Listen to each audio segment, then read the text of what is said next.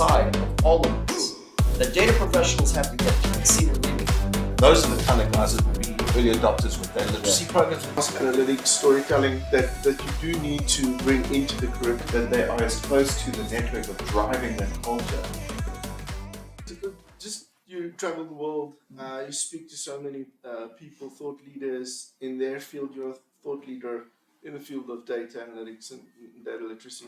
What are some of those trends, some of those conversations? What is emerging out of that that's interesting for 2024? One very interesting thing is the conversations have changed, but they haven't, if that makes sense. Meaning, companies know they need to do this. We were talking earlier on how we're now seeing the awareness is still there, and the awareness phase isn't even over yet.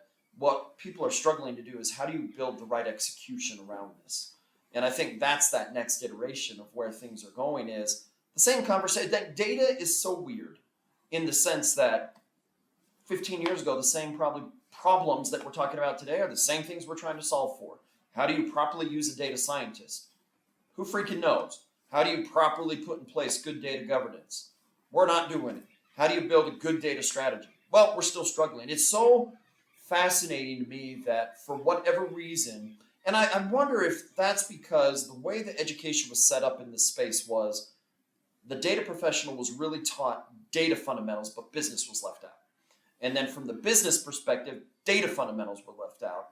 So there isn't, you've got some people that know how to connect these pieces together, but a lot don't. And so they don't know how to bring value to this. They don't know how to set up the right framework for a strategy. They don't know how to, data governance, oh my goodness, should be such a fundamental thing that every company is doing. It's still not there, right? You want to harness AI, you better have good data.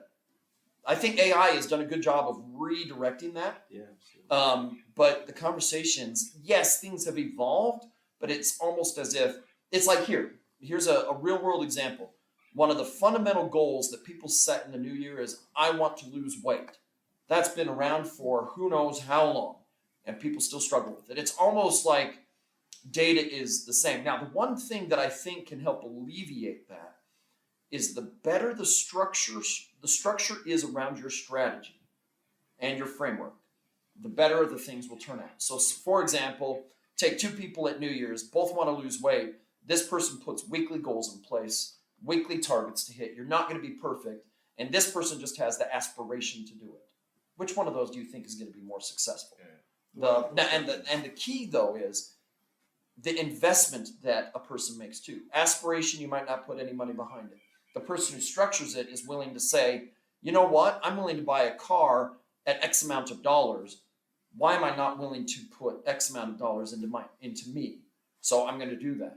I think organizations need to be the same. You're going to have those who have all these aspirations, those who take those aspirations and structure it. Which company is going to succeed, right? And the final thing I'll say about this is the one thing that has to be communicated with the trends that are going on, there's no easy button. You're not going to buy AI and it solves it all. You're not going to buy a data governance tool and it solves. No offense to all of us, data literacy people, you're not going to buy a data literacy course and that solves it all. That could be a good catalyst too, because if you increase your data literacy, hopefully everything we're talking about makes more sense, but you still have to execute, you have to put structure, all of it. So you and I were involved in that conversation with the prospective client, saying, how do I sell this to my executives and get the buy-in from an executive point of view? And we've been talking in the partnership thing around bringing a workshop type series into the market that engages executives to help them understand the value proposition of rolling out a data literacy program in the organization. So that's an exciting... It's one of the biggest keys to data literacy is, do the senior leaders, they probably get it and say, oh yeah, we know we need this. So show me what you're doing about it. There's the why. There's three tiers you need to look at from a data literacy program. There's all the learners, which is, the majority of the people, it's the learners.